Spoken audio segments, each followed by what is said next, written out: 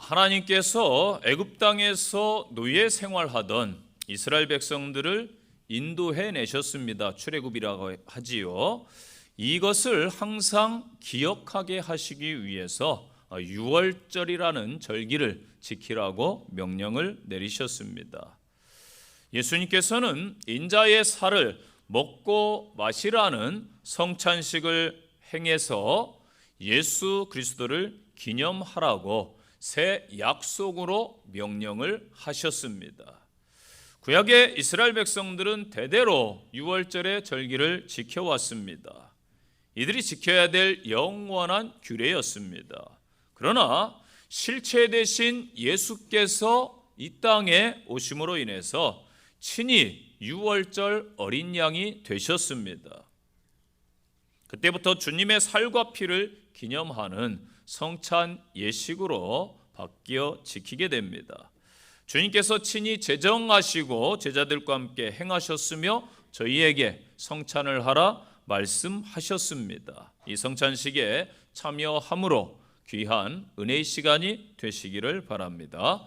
오늘 성찬의 의 첫 번째는 주님을 기념하라는 것입니다. 24절 보시기 바랍니다. 이것을 행하여 나를 기념하라 하시고 25절에 반복해서 말씀하십니다. 나를 기념하라 하셨으니. 아멘. 우리는 기념일을 지키죠.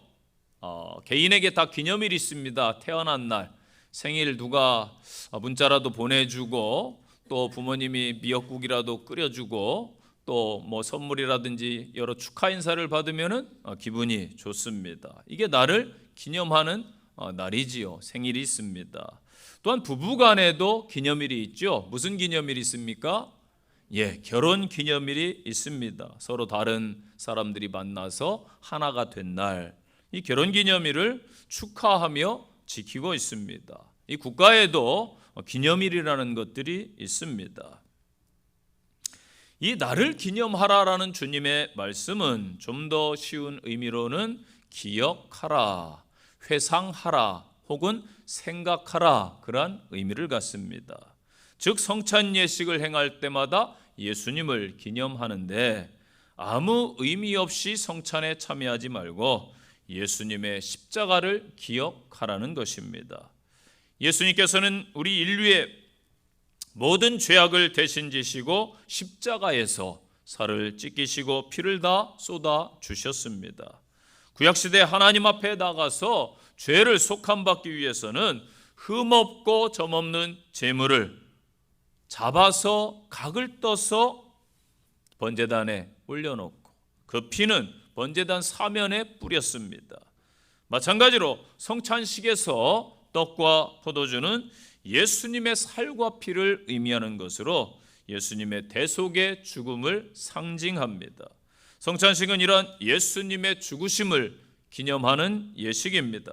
우리는 이 예식에 임하면서 주님을 깊이 생각해야 됩니다. 어떤 주님을 생각해야 됩니까? 우리를 위해서 자기 몸을 버리시고 물과 피를 다 쏟으신 주님을 기억합니다. 십자가에 달리셔서 양 손과 그 발에 녹슨 그 둔탁한 못이 박히셨습니다. 허리에는 또 창에 상했고 창에 찔리셨습니다. 이 머리에는 가시관, 고통의 가시관을 쓰셨습니다. 그리고 모든 몸이 찢기시고 물과 피를 다 쏟으셨습니다. 예수님께서 왜 그렇게 되셨습니까? 그것은 바로 우리의 죄와 허물 때문이다. 이사야 53장 말씀에 보면은 그가 찔림은 우리의 허물을 인하며 그가 상함은 우리의 죄악을 인함이라. 그가 징계를 받음으로 우리가 평화를 누리고 그가 채찍에 맞음으로 우리가 나음을 입었도다. 우리는 다 양 같아서 각기 제 길로 갔거늘 여호와께서는 우리 무리의 죄악을 그에게 담당시키셨도다. 아멘. 우리가 죄와 허물로 징계와 고난을 받아야 하지만 하나님은 우리를 사랑하셔서 자기의 하나밖에 없는 독생자 그 아들에게 모든 죄를 전가 담당시키셔서 십자가에 매달려 죽이신 것입니다. 우리는 이것을 잊을 수가 없어요.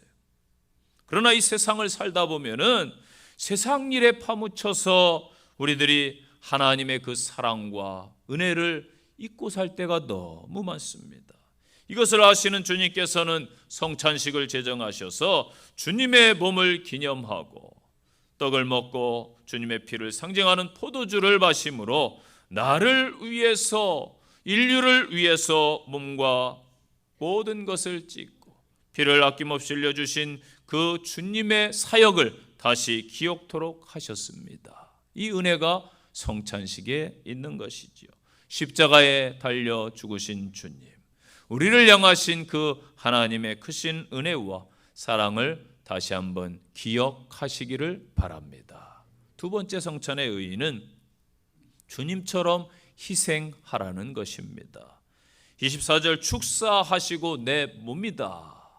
주님은 몸을 아낌없이 우리를 위해 내어 주셨습니다. 25절에 내 피로 세운 새 언약이다. 이 시대는 갈수록 희생이 사라집니다. 자기의 이익을 챙기기에 급급한 시대입니다. 절대 손해보지 마, 이렇게 부모님들 혹시 가르치고 계시지는 않습니까? 이 국가를 위해서 대통령이, 국회의원들이, 장관들이 희생한다라면은 그 나라는 부강한 나라가 될 것입니다. 교회를 위해서도 목회자가, 장로님들이, 권사님들이, 집사님들이, 우리 성도님들이 희생한다라면은 그 교회는 아름다운 교회, 건강한 교회가 되어서 하나님의 나라가 온전히 설 것입니다. 성만찬은 또한 그것에 참여하는 사람들에게 예수님께서 자신의 살과 피를, 이 피는 생명입니다. 자신의 생명을 많은 사람에게, 인류에게 나누어 주신 것처럼 자신의 삶을 타인과 함께 나누는 삶을 요구하는 것이지요. 그것을 또한 결단하는 그러한 시간입니다. 다른 사람을 제대로 사랑할 수 있는 사람, 그 사람은요, 누군가로부터 사랑을 받은 사람입니다. 우리가 예수님께로부터 이 놀라운 사랑을 받았다라면 그 사랑을 나누는 것은 너무나도 자연스러운 일입니다. 주님은 떡을 가지시고 이것은 내 몸이다 말씀하셨고, 포도주를 가지시고 내 피다 라고 말씀하셨습니다. 자신의 피로 새 언약을 세운다라고 말씀하십니다. 새 언약이라는 것은 옛 언약과 대조되는 말씀입니다. 옛 언약을 보세요. 구약시대에는 언약을 맺기 위해 짐승의 피를 뿌립니다. 옛 언약을 세울 때는 그때마다 짐승의 희생과 피가 필요했습니다. 그러다 보니까 구약시대 이스라엘 백성들은 끊임없이 짐승의 제사를 드려야 됩니다. 그러나 새 언약, 예수님께서 자신의 피로 새 언약을 세우셨습니다.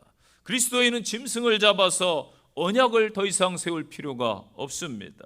히브리서 9장 28절 말씀처럼 예수님은 단번에 자신을 희생 제물로 내어 드리셨습니다.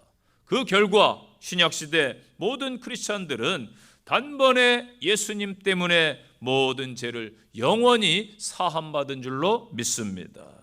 이 떡과 포도주는 구원자 예수님을 상징하지요. 곡식은요, 떡을 만들기 위해서는 이 곡식이 부서져야 돼요. 한없이 빠져야 됩니다. 가루가 되도록 부서져야 됩니다. 포도주가 되기 위해서 포도도 짓눌려야 됩니다. 주님은 십자가상에서 빠지고 부서지고 짓눌리셨습니다. 그래서 이 반찬은 너희를 향한 나의 그 희생이다, 나의 사랑이다, 너희를 위해 십자가에서 내 몸과 피를 다 희생해서 너희를 살렸다라고 말씀하십니다. 이 땅에 줄이고 목마른 인생들에게 영적으로 하늘의 양식을 내려 주신 것입니다. 주님 몸과 피를 다 희생하셨습니다. 우리도 하나님의 나라를 위해 이 예식에 참여하면서 내 삶을 드리는 삶이 되어야 합니다. 또한 이웃을 내 몸처럼 사랑하라 말씀하셨는데, 이웃을 위해서도, 여러분의 주변을 위해서도 희생의 삶을 살아야 합니다. 이 성찬을 통해서 이기적인 나의 모습을 회개하시기를 바랍니다. 주님처럼 희생의 삶을 결단하는 복된 시간이 되시기를 바랍니다. 세 번째 성찬의 의의는 가서 전하라는 것입니다. 26절 보세요. 너희가 이 떡을 먹으며 이 잔을 마실 때마다 주의 죽으심을 오실 때까지 전하는 것이니라. 아멘. 주의 죽으심 십자가의 대속을, 그 하나님의 사랑을, 복음을 전하는 것입니다. 성찬에서 떡을 먹습니다. 이때 이 떡은 예수님의 몸을 상징합니다. 떡을 먹는 것은 우리가 예수님을 영접한다라는 거예요. 여러분, 이 육신은 떡을 먹어야, 밥을 먹어야 삽니다. 생명이에요, 떡이. 그렇다면 영적인 존재는 예수님을 먹어야 사는 거예요. 믿습니까? 예수님을 영접하는 것. 성찬에서 잔을 마십니다. 이때의 잔은 예수님의 피를 당연히 상징하겠지요. 잔을 마시는 것은 예수님의 피를 통해 우리들이 새롭게 되고 씻음받음을 의미하는 줄로 믿습니다. 이와 같이 성찬 예식에서 떡을 먹는 것은 주님을 영접했다. 또한 잔을 마시는 것은 주님의 피로 새롭게 거듭났다. 따라서 성찬에 참여하는 것은 우리의 믿음의 고백이요, 표현이요, 행위라는 것이지요. 그래서 성찬은 예수님을 보여주는 것, 예수님이 먼저 우리에게 보여주시고 나타나셨기 때문에 우리가 그것을 얻어서 주변에게 예수님을 증거하라는 것입니다. 예수님, 우리가 은혜를 늘 기억하게 하기 위해서 성찬식을 제자들과 행하셨고 제정해 주셨습니다. 이 시간 우리가 이 예식에 참여하면서 우리의 사명이 무엇인지, 주님이 오실 때까지 저와 여러분이 힘써야 될 것이 무엇인지 생각하시기를 바랍니다. 물론 우리가 가정, 직장에서 할 일이 있습니다. 사회와 나라, 여러 세계를 위해서, 일방을 위해서 해야 될 일도 있습니다. 그러나 이에 앞서서 주님의 은혜를 아는 자라면은 이 은혜를 먼저 우선 타인에게 전해 주어야 됩니다. 예수님께서 십자가에 못 박히신 것은 나 한 사람만 구원하려 하심이 아니에요. 주님의 십자가의 피는 이 땅의 모든 인류를 구원하고도 남음이 있는 줄로 믿습니다. 누구나 믿기만 하면은, 받기만 하면은 죄 사함을 누리고 천국 백성이 되는 것이지요. 이 놀라운 진리를 아는 저와 여러분이 이 성찬에 임하면서 하나님께서 이것을 위해 살라 말씀하시는 것이에요. 이것을 깨달아서 값없이 받았으니 값없이 주는 성도들이 되시기를 바랍니다. 우리는 하나님의 은혜의 빚진 자, 사랑의 빚진 자예요. 아직도 진리를 모르고 어둠 가운데 있는 이 땅의 사람들에게 빛 대신 예수님을 전하는 성도들이 되시기를 바랍니다. 마지막으로 주시는 말씀은 공동체를 회복하라는 것입니다. 이 성찬식은 우리의 관계를 확인시켜주는 예식입니다. 이렇게 지금은 간소하게 떡도 조그맣게 포도주도 조금 마시지만 사실 초대교회는 성찬식을 거하게 했습니다. 잔도 여러분 아시는 그 글라스 잔, 큰 잔에 포도주 콸콸 따라서 또 떡도 막 큼지막하게 먹고 배부르게 그렇게 했습니다. 왜 그랬을까요? 어려운 때에 서로 나눔이 있었던 것이지요. 여러분, 관계가 좋지 않은 사람, 내 마음에 들지 않는 사람이 있으면은 한 주간 먼저 찾아가세요. 그러셔서 식사합시다 이렇게 초청하세요. 함께 식사를 하면 어때요? 마음을 열었다라는 거예요. 식사하면서 서로를 또 대화하고 챙겨주고 마음을 여는 것이지요. 관계를 확인시켜 주는 것입니다.